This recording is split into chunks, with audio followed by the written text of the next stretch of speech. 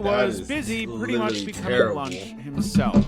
It wasn't until after the cooking cycle had ended when they went to retrieve the tuna that they discovered the tragic mistake. Jose's melted flesh was the only thing left of him. Tito Morales.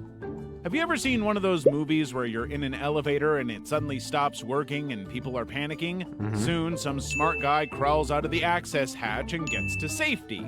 This always seems to work in most movies, but sadly, this movie's plot took a complete U-turn when it came to 20-year-old Tito Morales. This sad incident happened in 2014 when the young man was heading out to a store after visiting his girlfriend in her apartment building. As he was riding in the elevator, it suddenly stopped, and of course, the doors didn't slide open.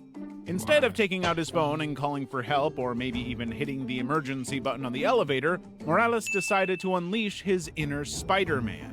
He used the access hatch at the top of the elevator to climb out, attempting to open the exterior doors to one of the floors, thinking he was in a real-life escape room. Unfortunately, just as Tito was playing Spider-Man, the elevator decided it wasn't done with its job and started moving again. Now, you'd think our hero would climb back inside and press the emergency button, right?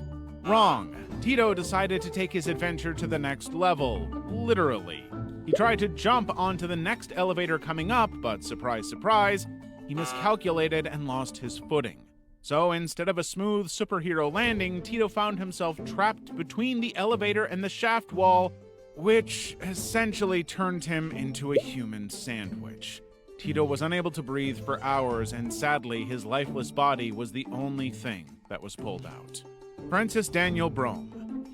So, Francis Daniel Brome and his best friend, John Hutcherson, had a yearly tradition that involved hitting up their local